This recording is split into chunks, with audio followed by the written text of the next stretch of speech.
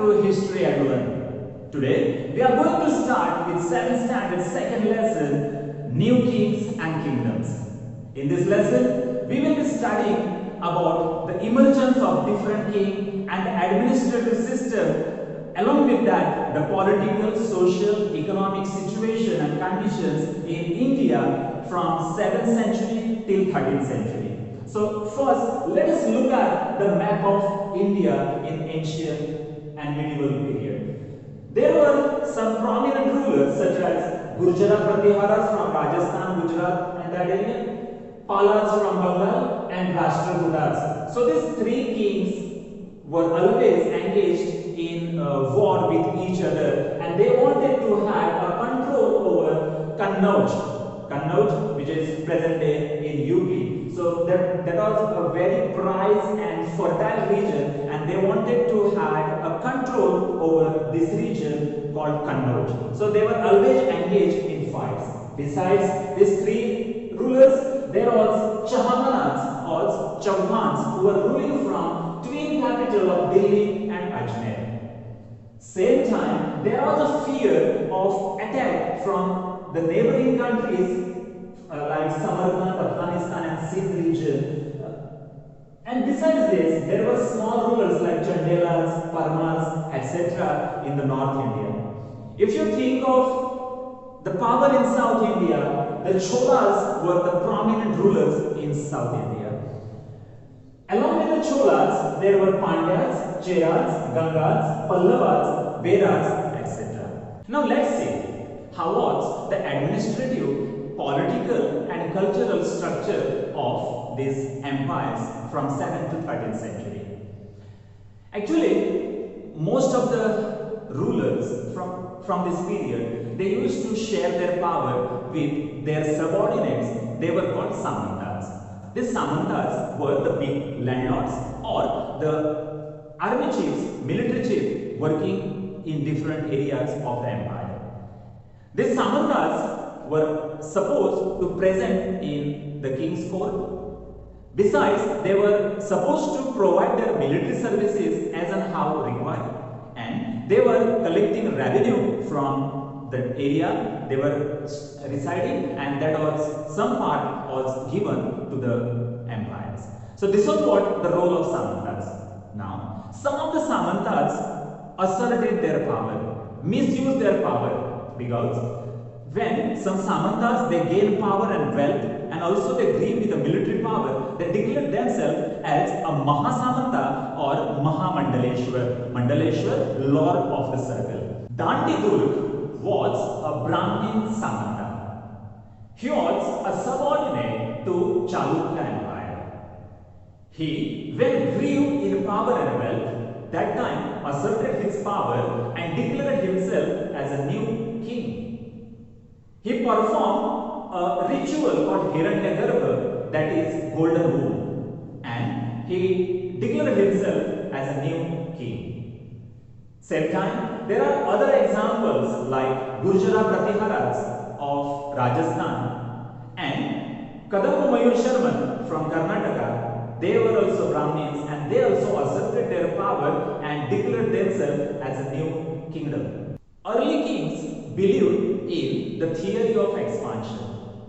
They always waged a war with the neighboring kingdoms, and once they defeated the neighboring kingdom, they used to gain enormous wealth and other resources. So what the resources they were gaining by defeating the neighboring kingdom, and through the revenue that was utilized for the development work, construction of forts, construction of temples and irrigation or agricultural purposes. So that was how the funds and the resources were utilized by these kings. These newly emerged kings gained titles such as Maharaja, Maharaja Adhiraja, Tribhuvan Chakravarti meaning the Lord of three worlds.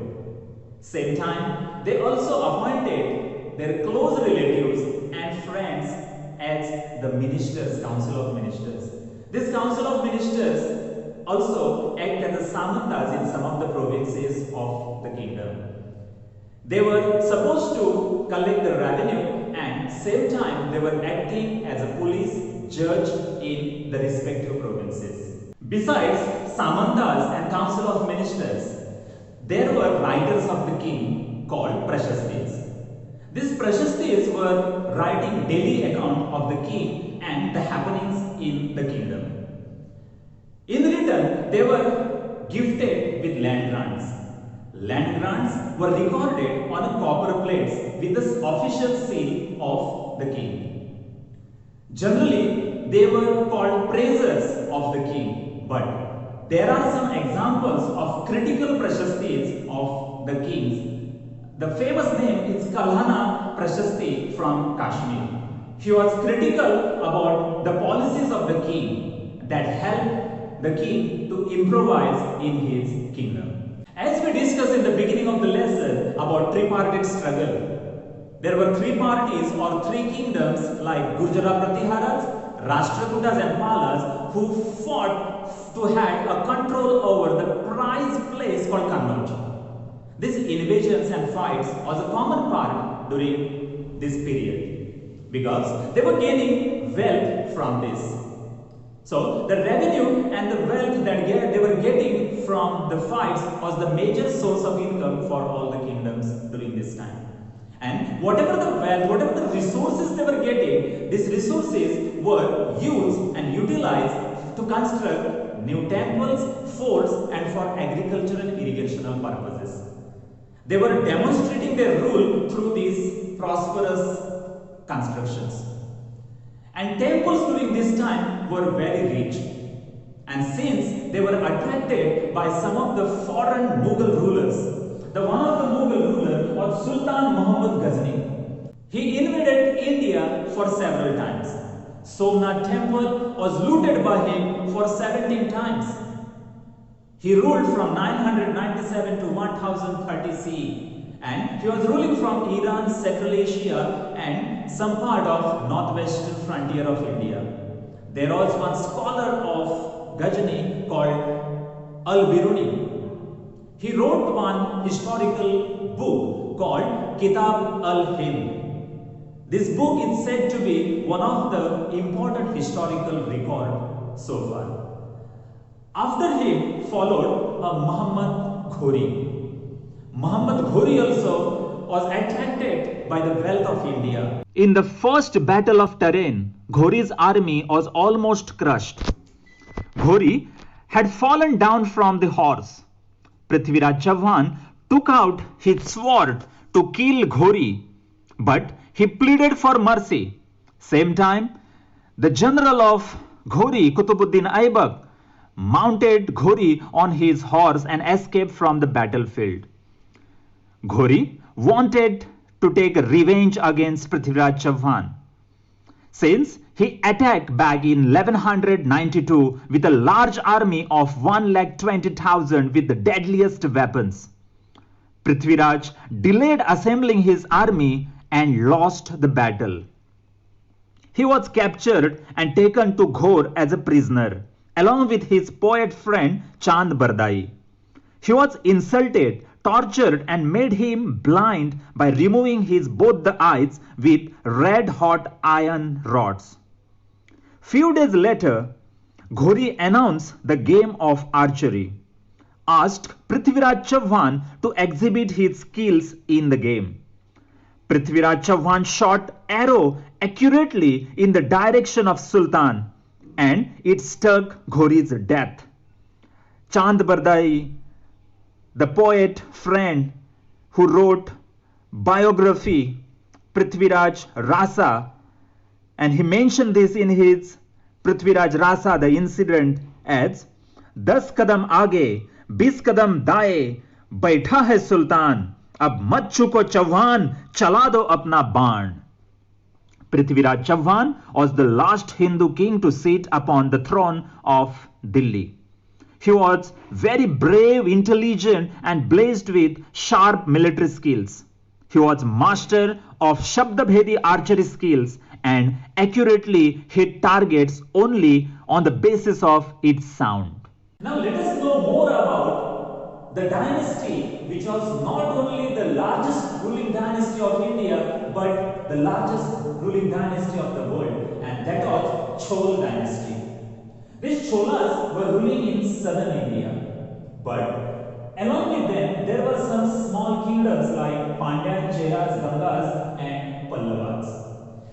They expanded their territory from south Tungabhadra basin to the north Ganga basin, and from there the southeastern countries like Malaysia, Indonesia and that part. Even they had they occupied some parts in Sri Lanka. So this was what their huge expansion, territorial expansion. This is famous, this dynasty is famous because of Tamil literature. Very rich Tamil literature was composed during this time. They also are famous because of one of the ancient navy they built, because to reach the southeastern countries of Asia they require the naval fleet, and they had the navy. So this is recorded to be one of the ancient naval fleet in Indian subcontinent.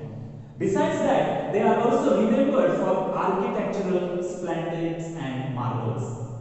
The temples like Tanjavur, Gangaikonda, Cholapuram, etc. were still remembered as architectural marvels of Chola Dynasty. Exquisite bronze images were made by the artists of Chola Kingdom. This dynasty was also famous for a school of arts for the several branches like dance, drama, music, architecture, etc. Same time, there were some lands which were gifted to the particular communities. Like there was Vellan Vagai. Vellan means the land that was given for non-Brahmins. Second, Brahmadeya. Brahmadeya means the lands that were gifted to the Brahmanas. So there were some Brahmin communities who came and settled in Chola Dynasty with this benefit. Then there was Shala Bhoga. Shala means Pathshala or the schools. The land that was donated, gifted to the Shalas. And Devadana. Deva means God. The lands that were gifted to the temples. Rule of Chola Dynasty is said to be the best example of centralized administration.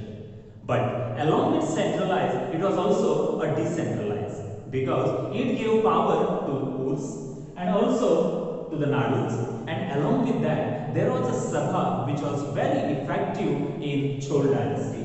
So Sabha, there was some criteria to be the member of Sabha.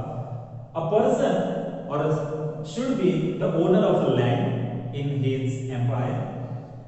The person should also own a home. A person must be between 35 to 70 years of age, and that person must be well versed in Vedas and also know the administration very well. So this was what the Sabha. When there was the emergence of new kings and kingdoms in India from 7th to 13th century, let's see what had happened elsewhere in the world. In China, there emerged a Tang dynasty during same time. And the special feature of this kingdom was it introduced bureaucratic administrative system. It introduced bureaucratic administrative system in China. As per this system, the recruitments in the offices, government offices, were made on merit basis. So that was what the speciality of Tang dynasty.